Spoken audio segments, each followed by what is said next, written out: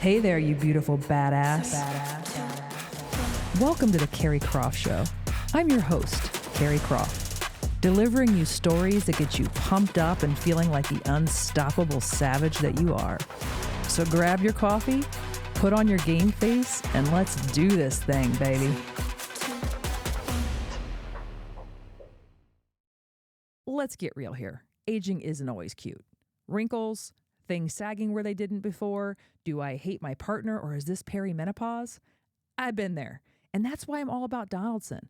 From plastic surgery to aesthetics to functional medicine, they help you love your body and get to know it better. Want to feel like yourself again? Head to donaldsonhealth.com. And if you're a first-time client, mention the Carrie Croft Show for $100 off your first treatment. You're welcome. Who says you need a special occasion to feel like a celeb? I mean, stress is real. Life is busy. And your scalp? Yeah, it deserves some love too. That's where Headspace by Mia Santiago comes in. Treat yourself or someone who deserves it to a luxurious scalp treatment and a killer blowout or cut, because nothing says main character energy, honey, like a fresh style from celebrity stylist Mia and her team. And because we love a good deal, mention the Carrie Croft Show and get 20% off your service or any gift card for somebody in your life that you love. Headspace by Mia Santiago, because great hair days shouldn't be rare. Yeah. They get the up the corduroy pant angle. Lisa Suarez, one of my favorites. Welcome to the Carrie Croft Show. Of course. Thanks for having me again. You know, it's a three-peat. Yeah. You know, I really like you when it's a three-peat. I know. You're looking, girl, you're looking good. Thank you. You're looking like a dime. Thanks. Plus a couple cents. I'll take it. So what's new in your life? So any big changes since we've last gotten together? Where do we begin, guys? When did we do that last one? It was before I think big changes in your life. Yeah, everything with the salon's going good. Everything, that's kind of old news. Everything's consolidated. Just kind of living my best life. Went through a divorce, which is always somewhat a blessing and a curse, I guess. Yeah, but everything's been good. Coming on the other, out the other side, staying busy with friends and myself. And CoCo's doing well. CoCo's thriving. She's thriving. Yes. Let's start with the divorce component, not to go, because I know it's still fresh. Some of the embers are still burning out there. You know what I'm saying? Right. So not to go too deep into the actual divorce rabbit hole, but I do want to talk about the idea of running a successful business, being the boss bitch that you are. And, having something is catastrophic. I mean, it's traumatic. It's something like that dropped on your lap in the middle of nowhere. And you still have this whole thing called Lacquer that depends on you. Right. Of course, your wonderful team, but how astronomical was that? Like did you feel like you were like kind of like suffering and like maybe falling underneath the weight of all of that? Or how did you sift through managing the business and like your own personal life kind of exploding? Right. So I think naturally everyone knows this about me, very black and white, very much like on the go, taking care of everybody, always having everything kind of under control. So when something that's that big of a deal happens that's so out of your control and you just kind of have to like push everything to the side and deal with it, that was a huge lesson in like what we were talking about as far as like delegating and really just like leaning on my team and kind of restructuring how things were. Because I feel like a lot of business owners over the years in meeting and stuff, when not necessarily divorce, but it could be like loss, it could be like buying a new house, anything that's stressful, when that stuff just pops up, you're kind of like, what do I do now? Where do I go from here? And you're kind of reaching, but you're not used to reaching. You're used to always being the one that does it all. So delegation was a huge thing for me. And really just like, I'm always looking for ways to like elevate my own team, but being like, okay, we're going to move people up in roles. We're going to give people more work to do, pay people more, just kind of let other people handle it for once instead of always being the one never not working and having to handle it. Because at the time, I needed an entire year to just chill. You know what I mean? And to take care of myself and to take care of CoCo and to just get like the home together. And Lacquer is very much the second baby and the second home. So, you still have the responsibility of making sure that all those things are running seamlessly. But I just honestly didn't have it in me. I was like, I need all the help I can get. So it's been a good lesson for my Scorpio ass to be like, help me, I need it. Where are my friends? Just leaning into my team and asking for help when needed. And also just knowing your limits. I don't think I've ever in my life known my limits. I was always the one that was like, if I can do it, I will. You know what I mean? Uh-huh. Like physically. I'm like, oh, I probably just didn't have it in me all these years, all the time. But and why put out like half-ass work if you just don't have 100%? So that's been a good lesson for me. Where do you think you are right now? Are you like percentage wise? Are you like 85%? Oh, I are feel you like I'm at, okay, out of 100%, Yeah. like just in totally, general, like with the whole thing, like the emotion and the divorce and all of that? Like, I would say like I'm finishing, like tying up loose ends, but that's just like, that stuff takes about a year, you know what I mean? So I'd say I'm a solid 98. you're a feel like. solid 98. I was actually boo. we had a manager Good. meeting the other day, and I was telling the managers, I was like, I really feel like I'm ready to kind of dive back in this year. And let's not confuse things. It wasn't like a year of like, I'm just not gonna do anything for a year and I'm just gonna lay there and die. It wasn't like that, but just really like, I took a whole entire year, which I think is a great human experiment that like everyone should do, especially those of us that do the most all the time. Like you need to just take a year to chill sometimes. So I took an entire year post-divorce to be like, I'm gonna say yes to every single experience or like fun that I can. So just as much as I'm like, can I physically do this? Can I run to the salon at 4 o'clock in the morning? Da, da, da. All that energy that I was pouring into other people and other things, I had to pour into myself. A calendar year. I started October 2023, and I really didn't tell people about it, but that's the best way to do it. Is you don't mention it because then people will try to get you to do Well, things. then You know it's what I a mean? thing. Then it's a thing. It doesn't You need know? to be a thing. It's your own thing. So October 1st, 2023 until October 1st this past year, I was like, I'm just going to do the experiment, say yes to everything. So like, even if a friend was like, do you want to go for a walk with me? And it's like 10 o'clock in the morning and it's cold and like, go get a coffee and da, da, da. Am I doing anything? No. Can I physically go? Yeah. And then I would go and have the best time. And so through doing that for an entire year and then putting everything that would overextend me or add to my plate that I just couldn't handle, I had to just start saying no. And the power of saying no is wild. Because I wouldn't consider myself like a yes man or like, you know, always telling people yes, but I guess I was kind of doing that in business, especially, and just overextending myself, you know? Do you do it in business because you want to be liked, or is it just the way, is it more because you just want to control everything, or is it like a mix? I think it's a little bit of control and it's a little bit of like let's say somebody on your staff is coming to you and they're like, I have this great idea, blah, blah, blah. You're like, yeah, that is a good idea. And they took time and they thought about it and like they put energy into it. So like, if I can make this happen, I can. But is that always the best business move? Is that always the best financial move? Is that always the best use of everyone's time and energy? And I think with having a stronger, what's the word I'm looking for? Not available. Like, just like, for example, Steph, our salon manager, Angel, they really, really helped a lot this past year. And like being able to like truly bounce stuff off of someone instead of just always having to be the one that makes all the decisions is really helpful.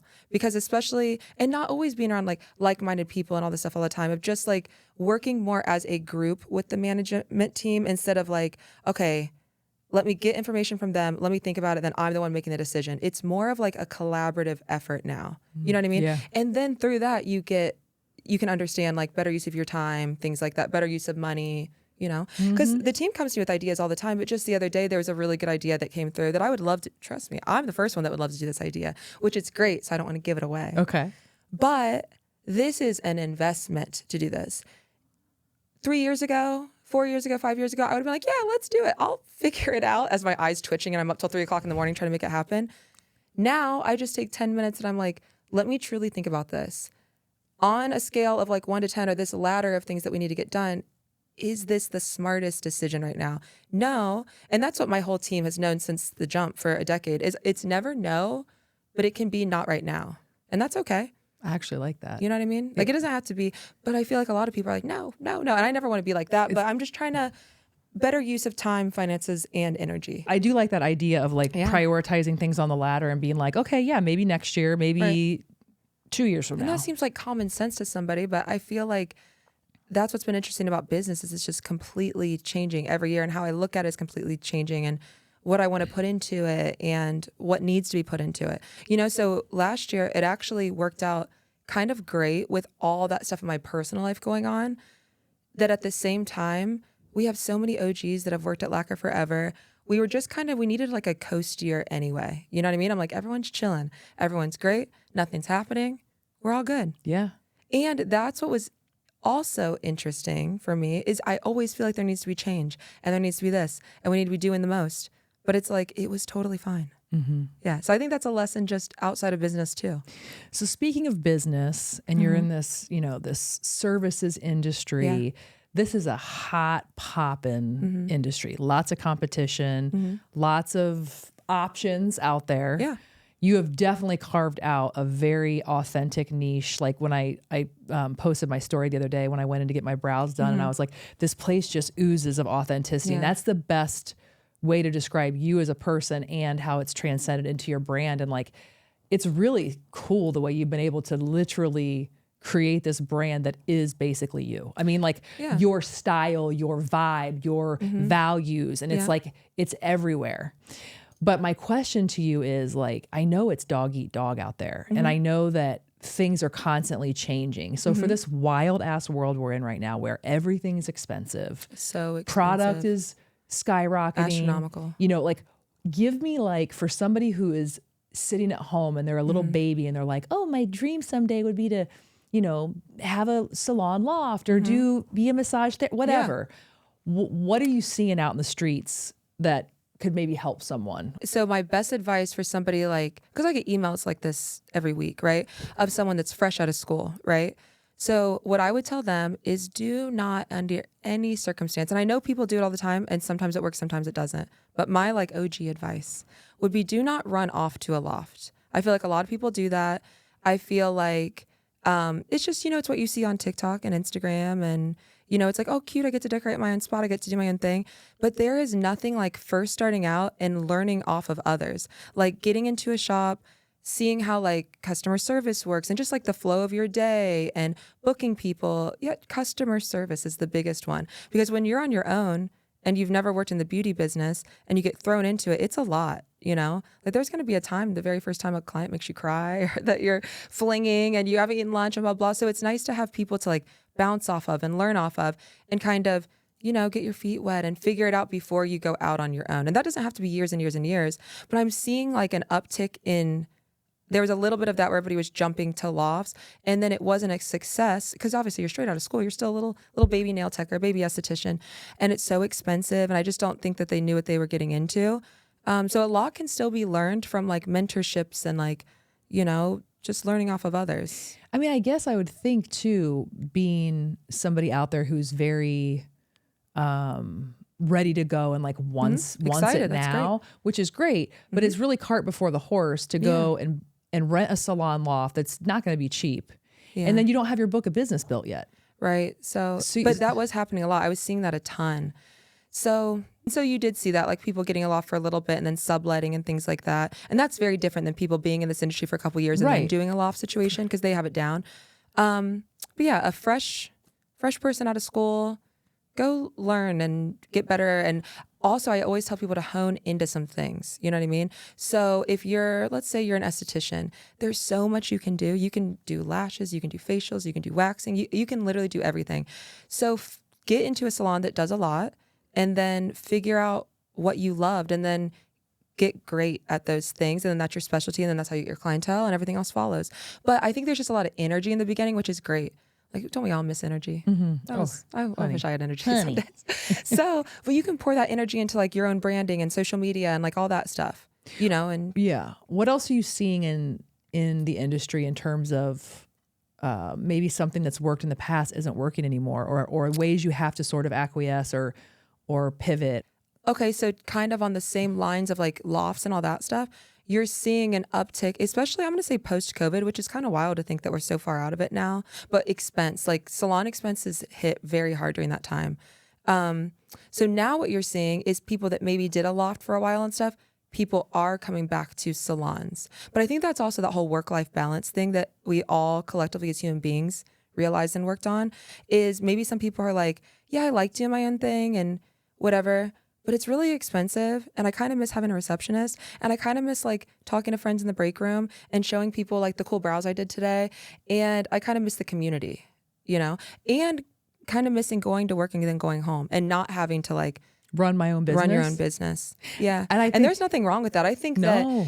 everyone should just be doing what they want to do. Yeah. And it shouldn't be like, you have to do a loft, or you have to be in a salon, or you have to be, whatever. Well, when whatever you feels say good. loft, like if I were a creative, I'd be like, oh, yeah, that sounds cool. Yeah. Like a cozy loft. And then you get into it and you're like, wait, like you're in the thick. there's a little business I have to run. And if you're a creative at heart and you just want to do the creative stuff, I can see the allure of wanting to go back somewhere where I'm like, look, book it, take care of it. Let me do the things I love to do. But I've even experienced that over this last year. Like we were just talking about, like me basically, going through my divorce and dealing with that through business and all that, is how everything is set up now. Having like the managers do their thing, having a salon manager, then having me as, I joke now where I'm like, I'm just the owner over here. But I truly get to come in every day. Like I do, my businessy stuff in the morning, and then I get to take my clients, and then I get to go home, check in on everybody, my little TLDRs on Trello. And then, but I truly get to like go back to being creative and like working. And I love that part. So I get why people are like, I'm tired. I would just want to do hair all day. I just want to do nails all day. I get it. So going back to salons are fine. Going to lofts are fine. Everybody needs to be doing what's best for them. What's a TLDR? Too long didn't read. So, like let's say, this is why I say Steph, the salon manager, is literally the light of my life, because they deal with everything, right? And then I'm like, I just TLDR me. So basically, let's say all this stuff is happening all day. I don't see it anymore. I get the paragraph at the end of the day, like, this is what went on. Mm-hmm. I love that. It's really good for my little ADD brain. Oh, yeah. Because then it's like I'm still hearing and seeing everything, but in like a micro version, instead of me dealing with it in live time. So then while I'm tattooing and hanging out with, my people and like seeing clients and yapping all day, which is what I like to do, I have other people handling the part that I, am not going to handle anymore. But I'm still in it. I'm not out of it. But that is like But that's the dream. That's what I wanted to get to. I just wanted to go back. I'm a true service provider. That's what I do. A lot of people own salons and, that's great. That's what they do. But like, I love being a service provider and like working, like actually physically doing that part of it. Because if I'm just at a desk all day, it just kills my spirit. You're a creative person. Yeah. I mean, you're brilliant at it. Thank you. Actual tattoos is that your favorite thing to do? I think, because people always ask me now, they're like, what are you liking better, tattooing or, cosmetic tattooing? They're so different, because tattooing to me is like such a challenge and all that. But I've been meeting so many different people, and that's what's kind of cool, is like all their little stories, especially because I just do like the dainty little stuff. So it's amazing when someone just wants like little angel numbers on them, and you get to yapping for 2 hours about what it means and all this stuff. And next thing you know, they come in for a touch up a month later, and then they want another one. And then you have their sister and their mom and, the whole little fam. Microblading, I've been doing these brows for so long that I've like watched their kids grow up, or they've seen me go through my whole life and all that stuff. And I only see them like once a year. So those appointments are like a different type of special, because we get to like completely catch up, you know? What's the dumbest idea that you had where you're like, I can't believe I did that? Or do you have any? I guess maybe I've gaslit myself to think that they weren't a horrible idea. And it was just I have no bad ideas. It was a learning curve. A bad idea. Or something that just didn't, like, that kind of flopped. Well, I did like this past year where I was doing the whole like Airbnb thing, and the spaces are beautiful. My landlord that like gave me the opportunity and stuff, Dean, is a king and great. Adore him. All of that was great, but I just got set up with the wrong people to help me through it. And that was a little bit of a lesson. Mm-hmm. Because I'm very much like, I just should have done it differently. I should have tackled that one differently. Maybe I bit off more than I could chew. But again, it was like opportunity was being brought to me. And I feel like at the time, everyone was really trying to help me out. My whole divorce saga was like the Barbie movie. Like the amount of people that came out of the woodwork to like, just be like, what can I do? How can I help? Because I'm always the one. What can I do? How can I help? I think the opportunity to have those properties was amazing. The opportunities to do Airbnb, to get paired up with people that knew what they were doing and stuff. I just think that we didn't gel and we didn't vibe like the people that I was working with. And so a mistake, it wasn't really a mistake because I'm still running with it, but I feel like I should have just looked into it more. It's like, again, one of those things where it's like it's like a hot word, right? Let's Airbnb. Yeah. And everyone thinks, oh, I'm going to do that. That's easy. Oh, it's everything when you peel it back. You don't get the expense. Yeah. Oh my gosh. Trying to, I almost said finance. what am I trying to furnish like 3 spaces and stuff, that is a huge upfront cost. I think, okay, I'm going to pedal myself back. I think that that's what it was, is I wasn't expecting so much cost to go into it. And then you've been doing something for a year and you're like, yeah, I haven't made a penny off of this. But that, I always talk about that with business. Everyone always thinks just because you own a business, you're like so rich. And I'm like, help me. No, I'm not. Well, so that's another misconception, You're just always right? poor. You're just People always probably moving money think around. you are rolling in the I am Dizzo. not. They're like, she owns third, like, you know, No, like whatever I the little Yeah. chatter is in the streets. Yeah. But like, what do you say to that? People that own businesses know. It's kind of like a funny inside joke that we're just like, I understand why people think that way. I'm sure I thought that way at one point. But the second you make a penny, you're spending $1. You know what I mean? Because you're always pouring back in. And that goes into like supply cost. Gloves. I will die on this hill. Gloves used to be $4.99. They never changed. It was always $4.99 for like nitrile gloves, whatever. COVID happened, all that. They went up to like $20, $25 a box. You might be able to catch them for like 18, but like that cost never went down. You know how many boxes of gloves we use at a hair salon, a nail salon, a skin salon, and a tattoo shop every day? $25 is just being flung out in the air. Or then you have things that are really out of your control, like our acetone. Acetone comes from Israel, okay? Acetone used to be like, whatever, $8 a jug. Now it's $40. Do you know how many jugs of acetone that a salon goes through? You know what I mean? And then it's just hard because clients have to feel the cost, and like everyone everywhere is rising prices on everything, but there is a reason behind it, you know? And it's hard out here. No, it's hard in these But streets. people don't talk about that, you know, or No. they just assume that everyone has so much money, and it's like, no. They see what they want to see, right? Yeah, yeah, She's yeah. got this. This is glamorous. I want that. Yeah, no. So what about the best idea that you had, or the best move you made? Best move I ever did was bringing everything to that one block. I will always say that was the smartest decision, because that's another thing with businesses. People think it's like, oh, the more you have, or like if you have, like we had our Clintonville location, our Italian Village location. That was very confusing for people too. I don't know if I talked about that on the last pod. Everyone was like, when COVID happened, it was just timing where we were able to bring everything to one side of town. They're like, oh, Lisa had to close all these. It's so funny, like what people think, like reality, Instagram versus reality, right? Of like, Lisa had to close businesses. It really got her. I was like, actually, we were able to do more and bring it all to one block, which was great. Because you think about, we'll talk about cost and expense. Think about like trash service. Okay, now instead of having trash service at Clintonville and Italian Village and Harrison West and all over the place, we just have one trash service. You have supplies now. Instead of being like, we need more paper towels, but we have 1 million paper towels at Clintonville. Do we just order more? Or do we pay someone to go drive 13 minutes away and come all the way back and use time and resources? It's like now we just kind of bulk order stuff and have it all one corner. If I need something, just pop across the street, pop back.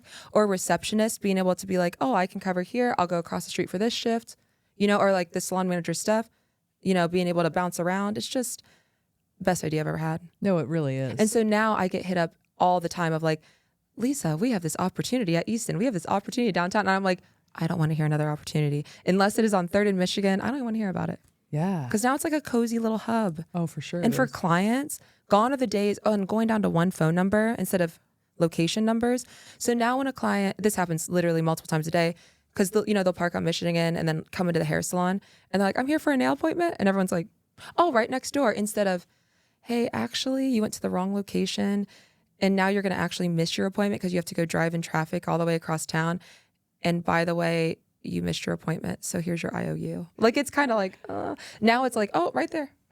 When I walk in to Lacquer, I know the vibes I get and the feelings I get, but like when you're designing it, Yeah. like what do you want people to feel?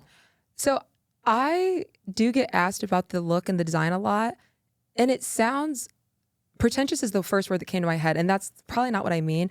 But I think they think there's a lot of thought and effort into it. And I will stand by this for any business owner of any place. Just do what you like, because then it'll always feel authentic, like you said, which is the the biggest compliment you can give me.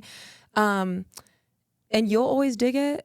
And then you can always kind of change it as you change, you know? So the vibe is just, I don't know. I like funky, weird stuff. I like conversation pieces. I don't know. Okay, here's a little story. I was in Press Girl the other day with some of my friends, and I was talking about, because Coco turns 14 tomorrow, which I could cry even thinking about it. I only cried 3 times at her birthday party this weekend. And I'm literally like teary-eyed even thinking about it. But I was looking around and there was this little stuffed animal that's been there since I used to go there and eat almost every day. The buffalo shrimp at Press Grill is amazing. I used to go there when I was pregnant and eat. And there was this cursed, weird little snow leopard doll that's like up. And now it's like dirty and grungy and whatever. And I was just looking at it of like, wow, I've been looking at that for like 14 years. And like, you know. And I was like, I want that thing. But I want that one. I want that cursed, weird, dusty, gross animal. So I was talking to the bartender and I was like, what do I have to do to get that snow leopard? They were going to give it to me, but I guess the owner has some lore behind it. So right away on Amazon, as I'm sitting there with my friends, I'm like, I need that for my house. I need to have that. So then I ordered this cursed little doll, showed up the next day. Coco named it Portia, and it's in my dining room. So what is your is your decor in your house, my home, this similar? I should probably like attach photos of my dining room to like have you post or something. Yeah, every time someone comes over for the first time, they always say, wow, it's lacquer in here. Okay. Yeah. The whole inside of my house is black. The whole outside is black. So kind of lacquer vibes. If a wall isn't black, then it's like light wood. And I have this whole shelf in my dining room when you walk in. I actually have the number one piece that everyone talks about. Shout out to Zoe and Doug. Zoe is going to be our new hair manager at the hair salon. I have a high school photo of Doug from the 80s, and it's like a glamour shot. And it's just him, and he has his little mullet, and he's thriving. But that is in my dining room. And everyone that comes over is thriving. Like, so can we talk about who's this man? And I was like, so actually, Zoe that works at the salon, it's her husband. It's from the 80s. You know, things like that everyone's like, why do you have this? And I'm like, it's funky and weird. Or I have CoCo's braces, or I have like a 2-headed taxidermy duck, or I have... Oh, wait, where are CoCo's braces? On the shelf in the dining room. Like braces? Like her, what is it, her palate expander. And she's always like, Mom, that's so embarrassing, take that down. And I'm like, how is a palate expander? I just need everything of her. Her baby teeth. I'm actually having, my friend Tyler makes weird, funky jewelry. And he also makes like my little grills that I wear and stuff. But he's making me a ring right now of CoCo's baby teeth, which she said is vile. I think it's cool. Well, everything is vile when you're 14. Oh, yeah. She's like, that's so cringe. I'm like, okay, but what other mom wears your teeth and has your name tattooed on their face? I'll wait. Ready to elevate your self-care game? Boss Gal Beauty Bar is a modern med spa offering everything from cosmetic injectables, lasers and microneedling, to medical-grade facials and skincare. Conveniently located in Clintonville, Grandview, Powell, and Easton, making self-care a priority has never been easier. Use code CROFT for $25 off your first visit. Hey, Maria Milligan here with RE/MAX Premier Choice. I grew up right here in this town. I know the schools, the parks, even the best places for coffee on Sunday morning. When you work with me, you're not just getting a realtor. You're getting a neighbor who knows this town inside and out. Let's find you a place that feels like home sweet home. Text me at 614-314-1355. You know what? How much do I love you? That is commitment. Exactly. So I think maybe could you do a video like through your dining room so we can actually post this? Because I think like people have to be curious. Or like my favorite artist of all time, local, Dana Harper. She's the one that's done all my like fringy, like the iconic Lacquer fringe. Actually did one of the keychains that are in there too. I'm part of her Patreon, and she sent yesterday these like beautiful, they're like paper mache dumplings, but then she's like painted beautiful like designs on them and stuff. But I was like, this is so cool. Immediately in the dining room, like actually I have the old support your local girl gang signs from like the first Lacquers, and I put like the dumplings on the base, you know, just like anything. Or I have the old everyone that went to the Clintonville salons, I had the old, what are like the flamingos that you stick in your yard. We had those all around the salon, and they look like they're tattooed, and like those are in my dining room. Like, so it's kind of a little bit of a Lacquer museum / Coco museum / So it's not like a Pottery Barn situation, which we figured it would not be. Cursed Pottery Barn. Oh my God. But it gives you stuff to look at. But it's thriving. Prayer candles of Dolly Parton and RuPaul. What else do I have? I have a Louis Vuitton baseball bat. I have... We need footage of all of this, sorts of just quirky stuff that everyone's like, this is you. So that's all that to go back is like, that's what I want the salon to feel like. Like I like weird, quirky stuff, which is why I'm so excited. The new hair salon we've only been working on it since 2021.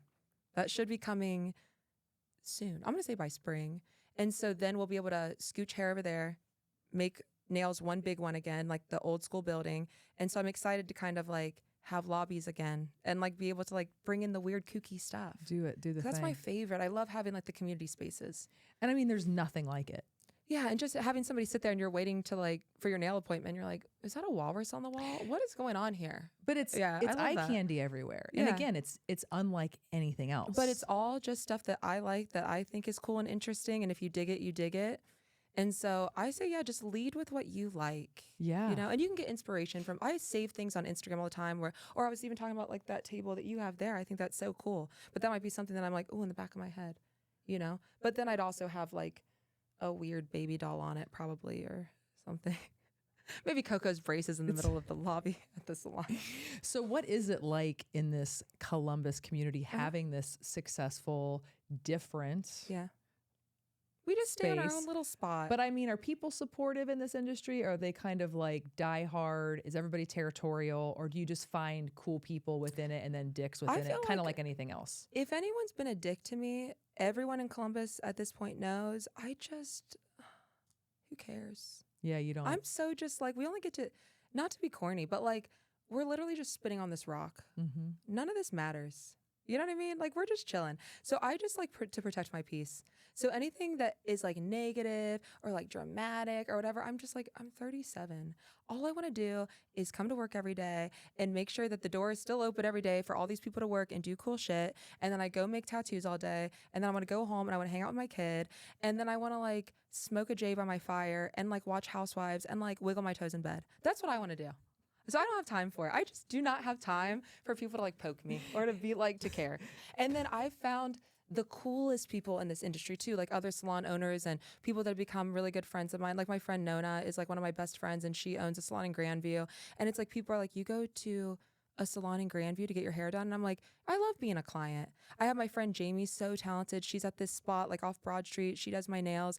Like, I like being the client. I like rubbing shoulders with other salon owners. I like talking shop. I love seeing my people, you know, at Lacquer and things like that. But yeah, I love being the client. And I'm a girl's girl. I've always been a girl's girl. Well, thank you for that clip that we're going to now have on social media of you talking about wiggling your toes. Wiggling my toes in bed. Girl, that I just want to smoke a J by fire. That's all I want to do. Is this a nightly thing, smoking the J every night? Of course. And a J a day keeps the doctor away. Okay, so it's just one J, or are we doing it intermittently? Are we like a J kind of intermittently throughout the day kind of gal? Like, are you more creative when you're tattooing and stuff? If you were, there is no way I could operate high. I just couldn't. Because I'm more of like, because I don't, like, I'm not a heavy drinker. Like, I will go out with my friends and stuff like that, but I'm kind of like a 2-drink girly. Yeah. You know what I mean? Like, I'm just rather there having a good time. So yeah, like smoking a J at night, like when I'm just like outside doom scrolling on my phone, like with chai wrapped in my leopard, you know, coat by my little fire in my backyard. It's more just like how people have a glass of wine or how people like relax. That's really, it just like shuts my brain off. And then, yeah, I'm usually watching one of my little shows or my podcasts in bed, and I just what's hot right now with your shows? like I watch a lot. Trisha Paytas, my girl. I watch a lot of Who's that? How do I not know that? Oh, I don't even know how to explain Trisha Paytas. She's been on the internet since like the beginning of time, but this is someone I literally have watched since like 2006. And so she has several podcasts out now. I watch a lot of stuff like on YouTube. I'm into like I've been watching a lot podcasts. of TikToks. And so I'm into that. But as far as TV, you know, I have to watch my Housewives. I know. So where are we right now with that? Okay, so Housewives, I think we're at Beverly Hills right now. And I do watch all the 90 Day, that whole universe, like 90 Day Fiance, before the 90 days. And then the one show that I hope everyone hears this loud and clear, that I talk about all the time, and I need more people to get into it, is all the Love After Lockups. Like all of that I'm into. See, I think I would be. I don't know why I haven't so delved into into it. So back to the Housewives and Beverly Hills. So like Dorit and PK, like duh. Yeah. Right? I can't even believe that was like a very strange pairing. Yeah, and I'm just surprised it took this long, but I think Dorit's going to be fine. No, she'll be 100% fine. Yeah. I'm still kind of sad about Mauricio and Kyle. I don't know why. I feel like they were our constant. Yes. And they're like such a good little family and so sweet. But I also feel like if everyone left them alone, then they could still be like a cute little family. Yeah, you're right. You know what I mean? And like do their own thing. The kids are grown, like it's fine. Is she with Morgan? I think so. I feel like everyone thinks so and knows so, but she hasn't confirmed. She hasn't called us to tell us. She hasn't. Did she text me? Kyle Richards? No. Is that your favorite one? Beverly Hills? Beverly Hills. Actually, my favorite one is Potomac. I love Potomac. I just don't feel like it gets enough attention. Yeah. I feel like people kind of forgot about that one. The early seasons of Potomac, I Will Die on the Hill, best TV. Also Miami, which I feel like they just now started showing on Bravo, but they used to like hide that one. And I'm like, why are we hiding Miami? First of all, these women are the hottest. They're the richest, which I just love watching them spend their money. I'm just sitting there, like I said, wiggling my toes in bed, like, just what are you buying? Because I'm not. Show me. Yeah, Miami was so good. And they had like true, genuine, like long-term friendships, which a lot of times it's like arranged, you know, because they have like characters of the show. So I don't feel like people give Miami or Potomac enough attention. Well, New York is getting like Haven't even watched it. Haven't even watched it since they It's revamped. supposed to be really terrible. Unless it's Ramona and like that whole the Countess, I don't want it. Yeah. I didn't even try it. And another one that everyone is shocked that I never started watching, but it's because it got so big on social media, is all the, oh my gosh, out Dubai? there. No, I didn't watch that one either. Really, really popular out Salt Lake. Oh yeah, Like all that. But at the end of that, the end of it was really good. But it was so happening in live time that I didn't feel like I needed to watch it. Yeah, no, you're right. Because I was just like, oh, I already kind of know what's going on. And I did watch a couple episodes and I loved like, what is it, Meredith's son? And yeah, I was getting into it, but I just kind of like forgot about it. So last but not least, before we close out this riveting third conversation together, what's up with the dating life? And what's it like out there? That's a loaded. Do we have 45 more minutes? It's gotta be. It's gotta be wild, right? This is what I tell people because everyone's like, "What's it like?" First of all, it's very interesting dating after you've been a loyal wife for almost a decade. This is what I tell people. I say I can't just date anyone, so I have to date everyone. So it's been fun. Like I feel like I'm truly dating, going on dates, experiencing people, finding out what I like. I'm not in any rush. Like, it's not like I want to have any more children. You know, CoCo's 14.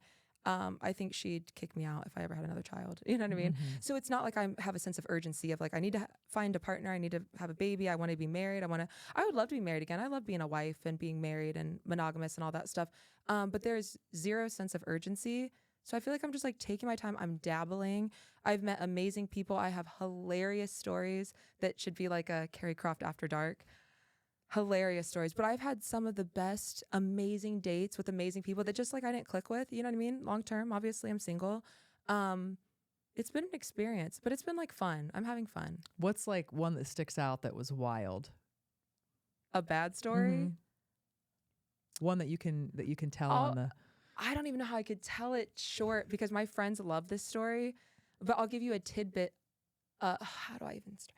Okay. I went on a couple dates with someone and I was like, a mistake that I've made before is, especially when you're dating people that are like out of town, because that's another thing. Columbus is so small. So to date people here, I don't want to date someone that's like been out with my girls or, you know, my people at work, overlapping with friendships. It's just hard because now we're all like, you know, I'm dating anyone between the ages of, let's say, 32 to 46. So we've all been dating and stuff for a while. So the crossover is going to be there. So yeah, dating people, especially when you're dating out of town and stuff, you don't always see how people live in real life. So those are always the wildest stories. It's like you think like, oh, I've been out with this person a couple of times, but then you see how they live and you're like, what? That's all. I mean, that's the best way to put it. How did the person live? Like I had a guy, this is awful. We're not going to know names. I had a guy once that was like, oh, and I've told the story so many times and people love it, where he's like, oh, I'm going to like make you food, like whatever. I was like finally seeing his place for the first time. Like, okay, we've had a couple good dates. Like, let's see how you live. We'll have like a fun little day. We'll run around and stuff. And so we stopped by his house and it was nothing that I thought it was going to be, where I was just like, how do people live like this? Because again, when they're coming from out of town, right, you see their car, you see how they dress, you see their job. And we're not talking about money, just like how people present hygiene. Talk about hygiene. And then seeing how someone lives is very eye-opening, where you're just like, can't even sit down on their furniture and you're completely freaked out, but they're like lovely. And you're like, how? Did you finish the date? Were you just like... I got the fuck out of there. You did? At one point he said, oh, like, I'm going to cook for you. I'm going to make you something. You're like, the hell you are. Why was I fed food that was like 5 days old, that was like takeout that someone else ate off of? Wild stuff like that. But then I've had like the most beautiful, thoughtful, sweetest, like out of a movie first dates where I'm like, let's say like I didn't vibe with them and I'm not going to see them again, where I'm like, I'm very good about really telling guys when I go on good dates, like, this was an amazing date. You did such a good job. Like, these are the key points that were great because I want them to continue to do that for people. Yeah. Because I'm like, wow, I feel so great that I got to experience this. Like, it wasn't my person, but I hope someone else goes on like an amazing date like this. What is your type? Do you have a type? I don't feel like I have like a type. I feel like lately, you know what's not my type? And you know what? Watch my little bitch ass sit here and say all this. And then I come back like 2 years from now and I'm like, meet my husband. And it's exactly what I say it's not. I'm going to have receipts. Physically, I don't really have a type. The only thing that I would say, I really do want somebody like taller than me. But I'm 5'7". That's not hard. Other than that, I really don't have a physical type. I love people that can dress. Like, can you dress well? Are you funny? Like, you know, I love all that. I just don't want anyone of like people I've been with before. So I always say, I will never date another tattoo artist. I will never date. I don't even care if someone's tattooed. And that's another thing is guys, especially because like I'm on Hinge and stuff like that, right? They'll be like, I don't have any tattoos. And I'm like, great. Love that. Even better. Even better. What's Hinge like? Okay. Do you want to hear the breakdown? So this is interesting. I do. So I used to just be like on Hinge, and then because I was like, oh, I'll just try, I'll dabble, right? And so I was on Hinge. I have all three, right? You have the trifecta. You have the Hinge, Bumble, and Tinder. And I'm bad because I don't check them that often and stuff. But when I do, it's like, you know, you can kind of sort through. What I find is Hinge are the guys that are like assertive and very much like a little bit no nonsense, a little bit of like, hi, my name is so-and-so. We seem to have things in common. When are you available? Like they're very like persistent, masculine. I like that. Mm-hmm. Actually, I could read you what's on my, okay, you guys want to read? This is what I'm looking for all the single men out there. Yes. Okay, this is what I want. Set me up. No one set me up actually. I could tell you stories for days of people trying to set me up and I'm like, don't ever do that again. This is what my profile says, which I stand by. And I don't change it. They're all three are the same. It says, I'll brag about you to my friends if, that's the prompt, you're a masculine, provider, leader, lover boy who plans dates, is consistent, thoughtful, and prefers voice notes, calls, and FaceTime over texting. That's my spiel. Okay, I like that. I like masculine men. Like I'm kind of traditional and people don't think I'm very traditional. I think that they think that but I have to be in control and stuff all day long. I have to be like the leader. I have to be like the one running stuff. So romantically, I'm just a girl. Yeah. Okay, Yeah. so what about Tinder and Bumble? Okay, so Bumble I feel like is for the golden retriever boys. Those are the soft boys. And the reason I think this is, I wonder if other people have this experience. I feel like Bumble is for the guys because the women have to say hi first. They're the ones that are like, hey, I'm just here. If you like me, let me know. But please let me know. Like they're just the sweeter, but those will be your pen pals. Those are the guys there's no follow. They're just treading so light. But I think that it's the app, the format of the app sets that up. Yeah. Tinder is hilarious. Tinder's just for comedic relief, honestly. Like that was one, I was out with one of my friend Ashley one day and she's like, you should be on Tinder. I said, dude, first of all, I never want anyone to ever see me on Tinder. Cause like I have like the old school way of thinking of Tinder. Cause you got to think I was with my ex-husband before Tinder had popped off. So to me, Tinder is hookups. And I'm like, no, but Tinder is funny. Tinder, there's such an abundance of people, I will say. So a lot of my really, really good dates have come from Tinder and it wasn't like you think Tinder is. So are a lot of people on all three then? You do see crossover, but you do get different things out of all three. So I only have all three because I'm just like dabbling and looking at it. It's fun. Like I love when my girlfriends come over. If you haven't seen one of your girlfriends in like a week and you like pull it up on like AirPlay on the TV and you like go through each other's matches and stuff. And it's so fun. It's that's like a party game. You can be like, who wants to put their Tinder up? And you're like scrolling on the TV and What about Raya? What's up with that? Listen, Raya invited me last year. And then my profile, like my Instagram and stuff wasn't public. And one of my clients was telling me how like she got on Raya and stuff. And cause everyone's like, you just need to be on Raya. And I'm like, I know guys, get me on there. Get me on there, Raya. So there's a weird thing with Raya being super hard to get on. It's hard to get on, but people don't always get invites. And I got invited and then they didn't like look at my stuff cause it was private. So that I'm public now. But I don't know. It's weird. Cause like I said, I'm not taking dating seriously right now. And I'm just kind of, you're snorkeling along the bay, snorkeling baby. along. I'm vibing. That's fun. And then it's hard though too. I feel like as an adult too, like when you're dating people that are also kind of in my same position where we're all just kind of like, we don't know. It's like, when does that cross over to be like, do we actually like each other? Is this ever going to become a thing or do we just hang out or like? Well, you'll That's know. kind of awkward too. I think you'll know. So I'm vibing. That's good. I think I'm you need it. chilling. You need some vibe time. Listen, I'm happy to vibe. I could vibe for 10 years. Girl, I'm telling Why you not? what, I can imagine you being like a hot ticket out there. But it's exhausting. And it's also like it does. Okay, we talked about earlier. That's the first thing we talked about is how much time and energy do you want to put into things? Like I could go, which I do feel very fortunate. There's a lot of like amazing, amazing people in Columbus. You know what I mean? Even just locally that, you know, I get asked all the time on dates and things like that. And it's just like, but how many dinners do you want to go out in a week? I want to wiggle toes in bed. Yeah, like what's your rhythm with that? Like, do you do like a date a week, or are you like multiple? Some dates there's multiple, some weeks I just don't feel like it. But I feel like one thing have been very, very transparent with dating. You know what I mean? Yeah. So I'm very honest about like, I am just like casually dating around and stuff like that because I feel like I've fallen into this other part with dating. Okay, this is something that's happened to me a lot. And it's interesting because like I said, I'm not used to any of this. I'm used to just being a wife and just being with one person. I'm happy with one person. Is I've dated, like, let's say you're hanging out with a guy for a while, right?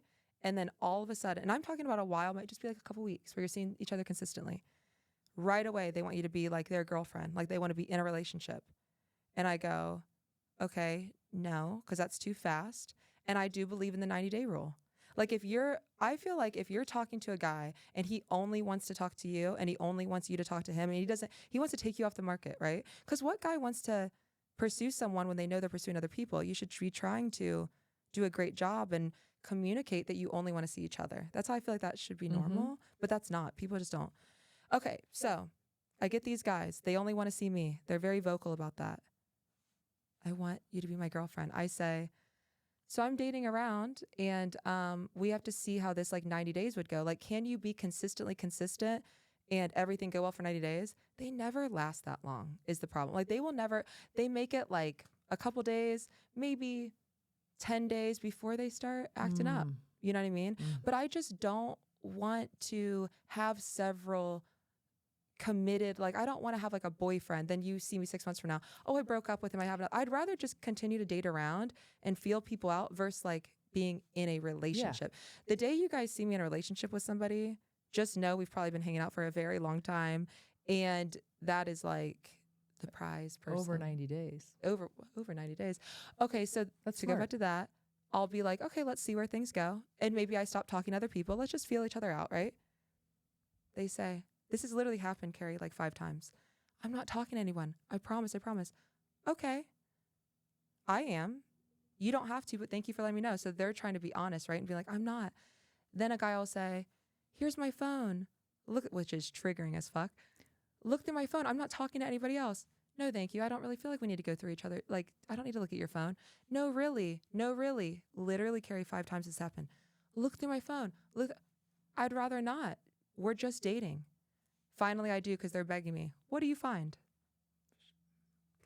Don't lie about it. Just don't lie because I'm dating. You should be dating. And then when we both come to that agreement, we can just talk to each other. It's so weird. It's almost like they want to hold you here and do whatever they want. But it's like, how about everybody just does whatever they want until you both choose each other? Yeah, be and transparent. have that conversation. Damn. It's so Wow. weird. It's different. It's night and day of 10 years ago, obviously. Wild. I know. The internet made things really small. Mm-hmm. And I don't know. Yeah. I'm just a traditional girly. You're out just here.